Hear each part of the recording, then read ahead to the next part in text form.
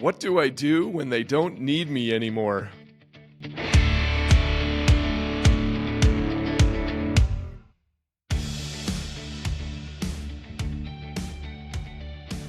Wow.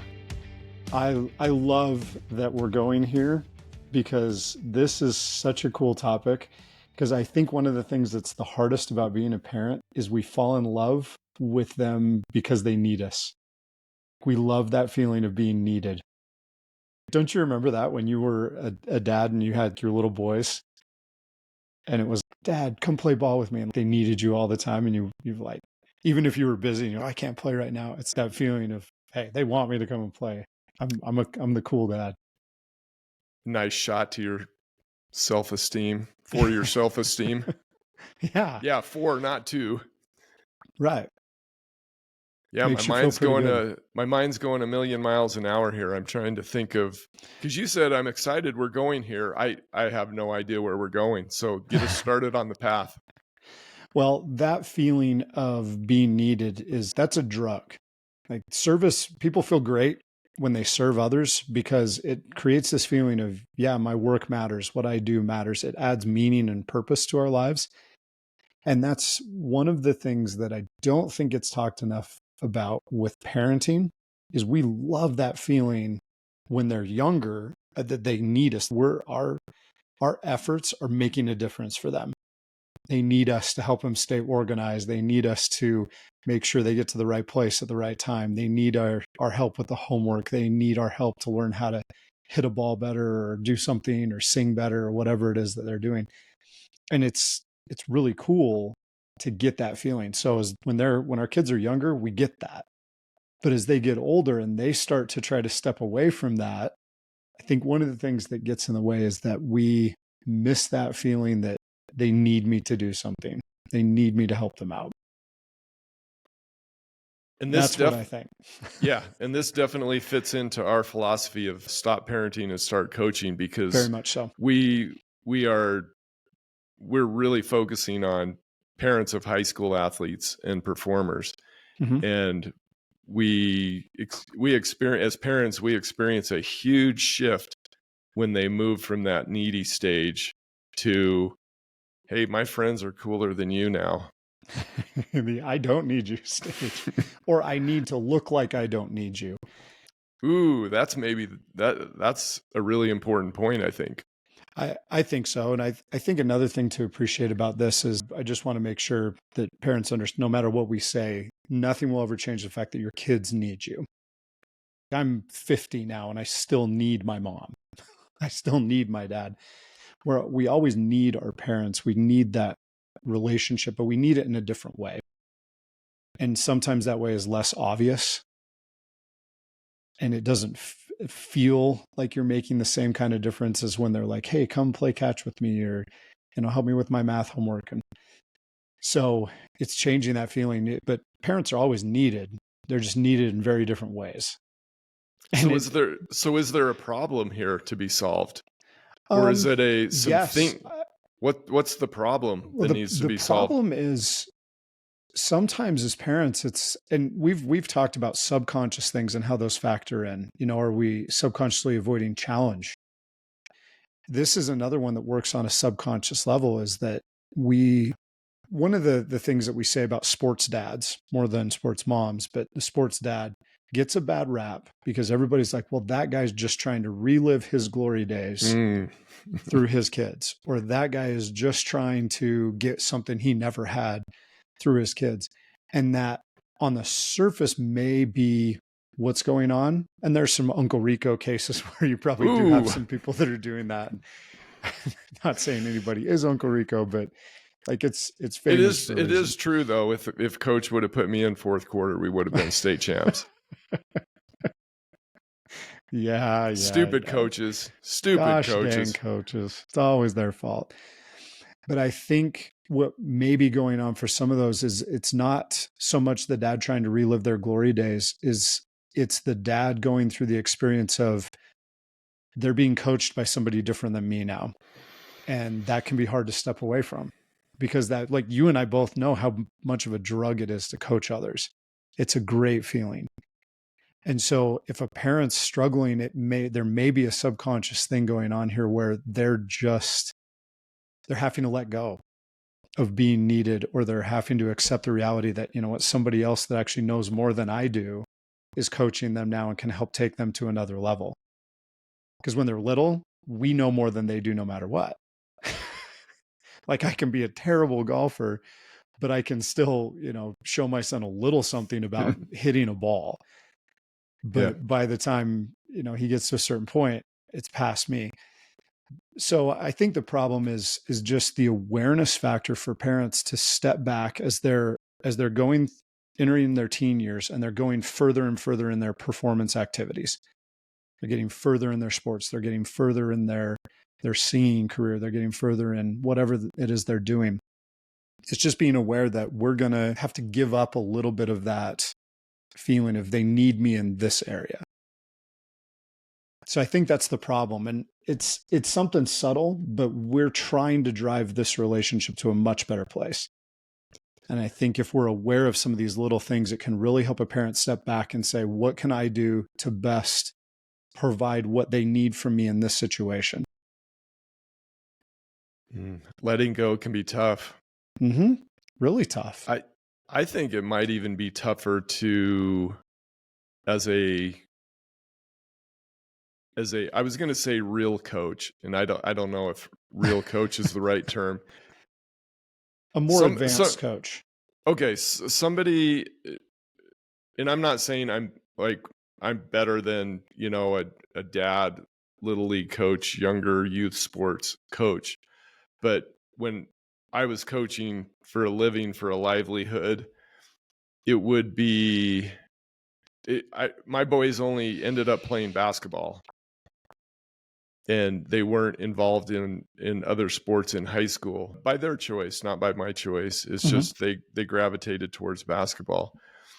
And so I know I've talked to some high school coaches, and their son will be playing for another coach at another high school. They aren't coaching them, or they're playing on a travel team. And sometimes they can get really frustrated because they aren't coaching their son or daughter, and they think it should be done this way, and they are no longer needed in the same sense. And that could be really tough. So anyway, shots fired to our fellow coaches. Sometimes we might be the worst in this situation. And we might, because the real problem here is understanding that you'll always be needed, but we aren't necessarily needed the way we want to be needed. Like that coach that's watching somebody else coach their kid, they know the game, but in that situation, they're not needed to be the coach. They're needed to be the support person. And it can be really hard to let go of one thing and shift over to that other. And so I just love this we might not be on here very long with this, but this is such a powerful shift to make, because what it does for a parent is it lets a parent show up in a meaningful way. And that's what we're all about with this. We want our kids to have great relationships with their parents. And this helps so much when you can look at a situation and say, what does my kid need from me right now? Because they'll always need you. But what do they need from me in this situation? They don't need me to be the coach. They need me to support them. And that looks like this. So I think what we do is we solve the problem of alignment by looking at this and creating the awareness that we're after. Okay, so I'm going to put you on the spot. Yay, I love this. What should it look like? There's obviously going to be some variance in this because of age, the actual teen, and your relationship to them. But when you ask that question, how do I show up meaningfully? That's the question. You answered the question. No, that was worded terribly. I don't think so. How can I show up in a meaningful way? Yeah. There. Meaningfully, fully. And you answered your own question. Like Oh, I that's, did. yes, that's the key for a parent is look at the situation that your kid's in and ask yourself, how can I show up in a meaningful way for my kid? What do they actually need from me? And it's I don't know if intrinsic, extrinsic is the right way to look at it. When they're younger, it's easy to see that they need us because there's a lot of physical things we can do for them. We can clearly provide for some of those needs. And a lot of those are the needs that it's easy to notice because they're externally involved. To provide them food, you wipe their tears away when they get a boo-boo, things like that. As they get older and as they get into more specialized situations, it's a lot harder to identify this is what they need because it's more internal. It's more, I'm asking the right questions. I'm supporting them in a way that they feel that I love them. They feel that I trust them. They feel that I believe in them. They feel that I'm proud of them. That's what they'll always need. And this is why we've talked about these things over the last year or so. That's what your kids need from you now.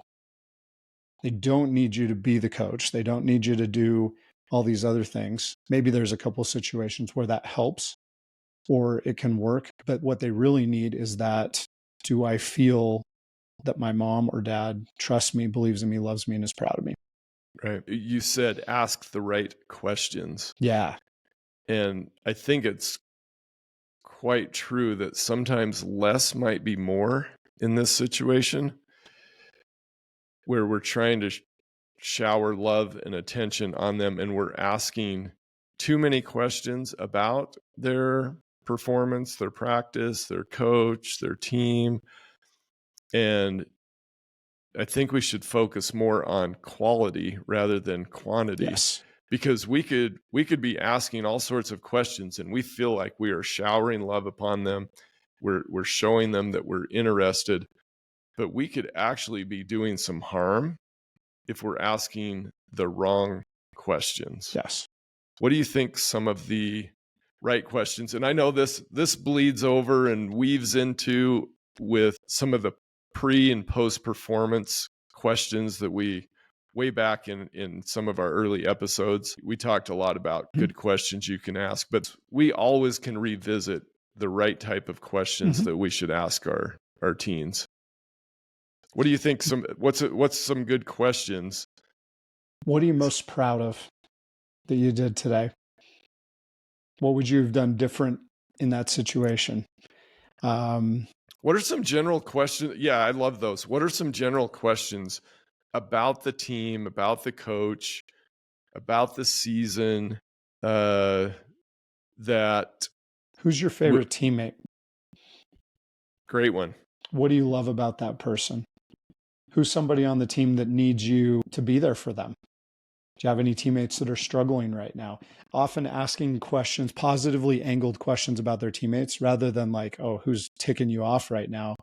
Get them in a servant's mindset. Like everybody could grow as a leader. And kids like it when and I think that shows that you're proud of them, you trust them, and that you believe in them when you start angling those questions to get them thinking in more of a leadership capacity. And if they're complaining about the coach, I think a good question is, if you were the coach, what would you do different? And just step back and do something like that, allowing your kid to explore their individuality and maybe their own philosophy on things, but helping them, and that validates what they're feeling without turning it into, oh yeah, your coach does suck and things like that. This is what I'm hearing, Nate, is that if I really like something you said about turning this towards a service-oriented approach, if you as a parent could, and this is not going to be easy, because there's parents out there that you want to say something about the bratty teammate, the selfish teammate. You want to say something about team strategy. You want to say something about, I have no idea why the coach didn't call a timeout in that situation, etc. But if you could really focus on getting your team to be service oriented, how can they help the coach? Who's a teammate that, I really like the question, who is a teammate that needs some help right now? Those types of things, you actually become so needed. Like Yeah. that kind of parent is so needed in today's youth sports and high school sports world. And your kids need to see that. They need to see the positive example. That's what they need. But that is not an obvious need where it's like, oh yes, I am the super dad that I'm doing these things, or I'm super mom and I'm making it all better. Can I dig into that, the bratty teammate thing for a second? Can you dig into it? You act as if I am your supervisor here.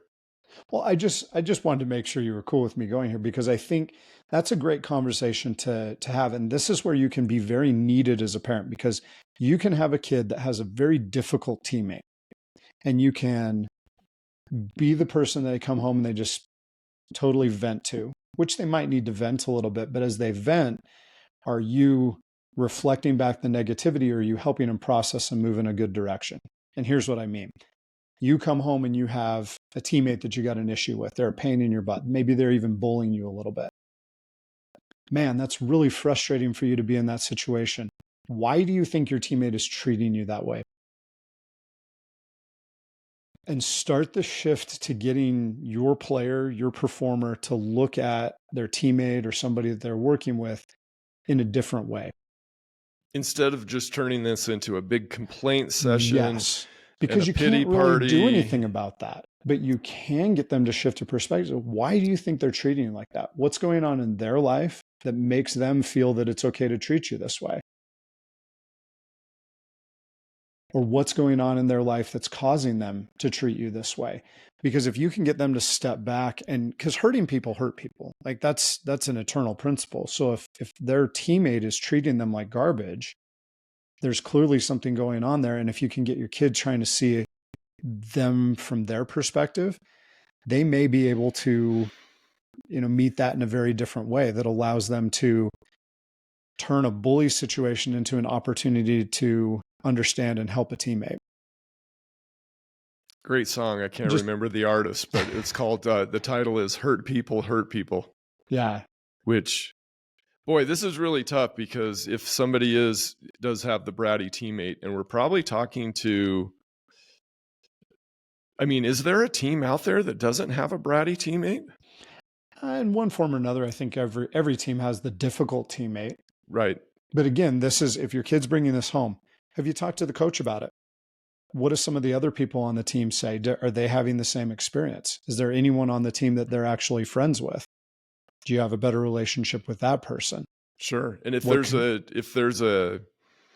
team has captains, some teams will have like a leadership council. Mm-hmm. This would help the coaches so much. And you're teaching your son or daughter some really important life and leadership skills. If you could steer them in a positive way to try to handle this on their own in a constructive manner. Yes. By working through the leadership council, by talking with the captains, that would, everybody can win in that situation. Yes. And here's a great way that I think we can start to wrap up this discussion. We talked about they don't need me anymore. And then I kind of said they're always going to need you. What they don't need from you is they don't need you to solve the problem for them. What they do need from you is they need your help in figuring out how they can solve the problem. And I think this is tough, because you think that you could go solve it in just and you probably few could, moments, make a phone call, so hard. Make a phone call, send the email, lay down the hammer, and then they don't learn. And our knee-jerk reaction as a parent is that's what we do. We jump in and we solve the problem for them. But they don't need us to do that. They need us to help coach them to get good at being the problem solver, to help them solve their own problems. And that's the shift that's really hard to make. Because sometimes it means, you don't feel like you're directly doing anything for them. And maybe they struggle with the problem and they don't ever solve it. And so it feels like you let them down. There's a lot of psychology you could dip into with that. But I think that's a great way to wrap this up, is what they really need is you to help them grow into the person they can be. a problem solver, somebody who sees things from great perspectives, somebody who's caring, who serves the people around them. That's what they need your help doing. Perfect. Go make it happen, parents. On behalf of Steve Galli, I'm Nate Crandall, and we thank you, our loyal listeners, for tuning in to this episode.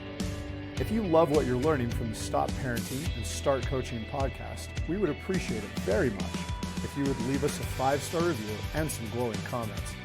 We also encourage you to share this episode with your friends and family who are parents of athletes and performers.